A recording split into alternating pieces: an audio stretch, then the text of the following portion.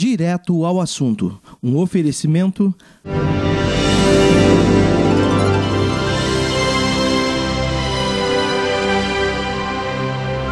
Arquiteus. Soluções inteligentes em arquitetura e em design de interiores.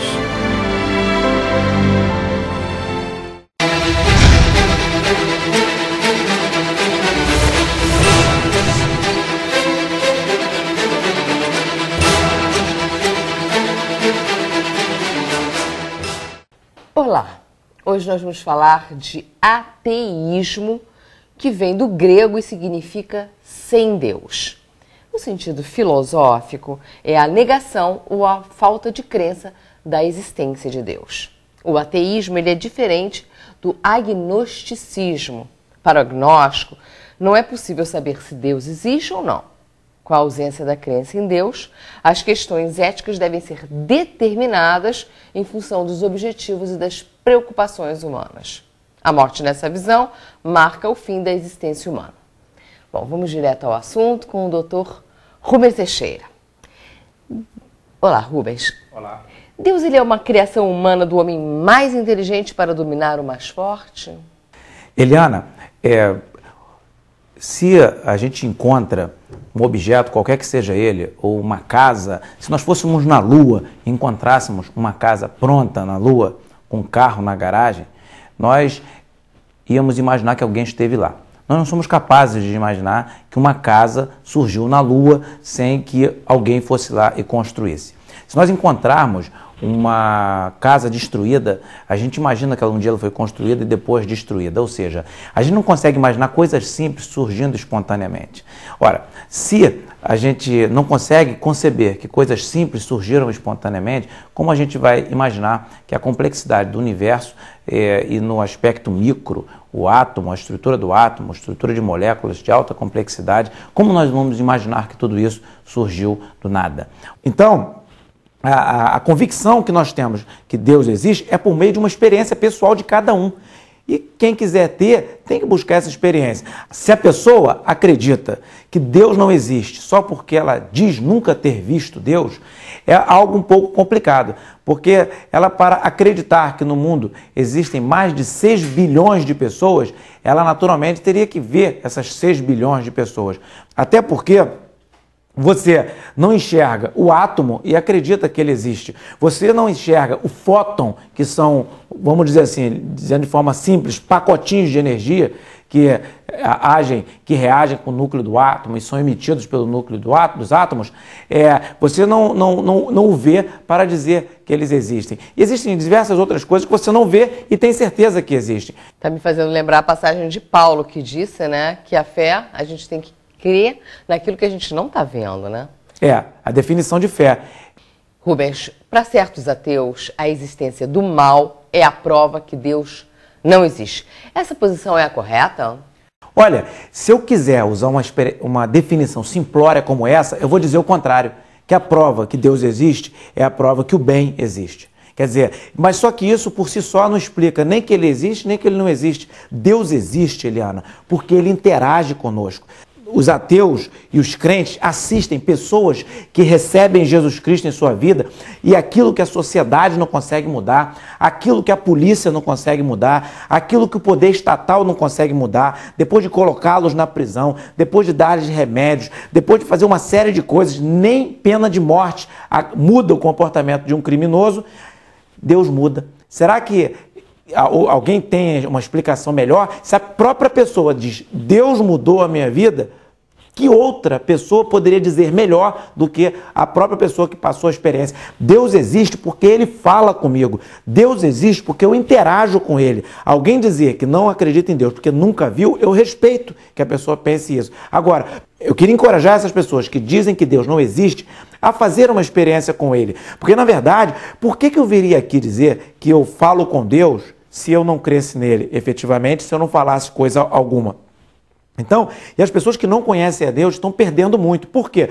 O que será do futuro das pessoas? O que será depois da morte? As pessoas podem dizer, morreu, acabou. E se não acabou? Você não parou para pensar nisso já alguma vez? E se não acabou? E se continuar Como é que você fica? Só por conta da sua convicção, talvez até em algumas situações de forma orgulhosa. Eu não mudo o meu pensamento, eu já disse para todo mundo que sou ateu e não mudo. Eu prefiro, às vezes, mudar de opinião do que arriscar o meu futuro. Eu aconselho você a fazer a mesma coisa.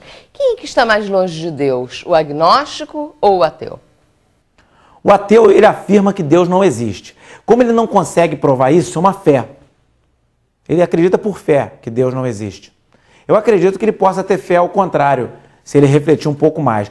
O agnóstico, ele quer às vezes fugir do diálogo. Eu não sei se Deus existe. Não consigo provar se Deus existe. Essa forma genérica pode ser uma maneira da pessoa querer fugir do assunto se Deus existe ou não. Se a pessoa disser, eu sou agnóstico, eu não sei se Deus existe, porque ele efetivamente está investigando, essa pessoa está mais próximo de crer do que o ateu. Agora, se a pessoa fala que, eu não sei se Deus existe, porque eu também não quero saber, ela está longe ela não está preocupada com essa questão de se Deus existe ou não.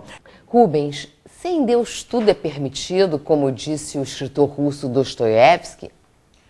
Eu acredito que muitas pessoas afirmam que Deus não existe para que ela possa fugir dos parâmetros ensinados por Deus. Ou seja, como Deus não existe, não preciso prestar conta a ninguém. Ou seja, a minha consciência. Aí ele fala assim, não, eu tenho que prestar conta às outras pessoas. Só que a ideia é diferente. Uma coisa é você prestar conta às pessoas daquilo que elas viram você fazer.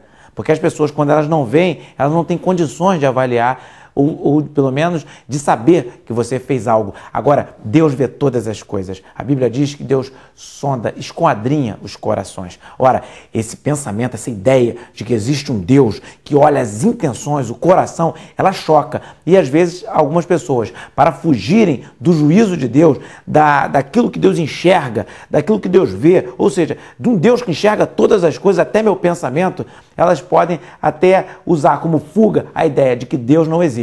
Só que o fato delas acreditarem nisso não faz com que Deus não exista. Deus não só existe, como está observando as intenções pelas quais ela diz que Deus não existe. Rubens, pode haver um confronto sadio entre teísmo e ateísmo? Pode. As pessoas acreditam no que quiser, ou pelo menos declaram acreditar no que quiser, fazem as afirmações que quiserem, têm as opiniões que quiserem e nem por isso precisam viver em confronto, em ofensas mútuas. As pessoas têm que se respeitarem, até porque Deus dá o livre-arbítrio a cada um. Tudo bem, vamos agora às nossas considerações finais? Eu queria dizer para as pessoas que dizem que Deus não existe, para elas refletirem sobre como se comportam aquelas pessoas que creem em Deus e se preocupam efetivamente em segui-lo. Não é só aquele que diz, não, Deus existe, eu creio que ele exista, mas é aquele que se preocupa em agradar a Deus. Que tipo de comportamento tem estas pessoas? E veja só, se você investigar se Deus existe, se você tentar fazer uma experiência com Deus, se ele não existir, você não vai perder nada. Agora, se você deixar de lado essa experiência e se Deus existir, vamos dizer assim, você perde muito. Você está pondo em xeque, você está pondo em jogo o futuro da sua eternidade. Eu creio piamente que Deus exista. Eu creio piamente que Deus te ama profundamente.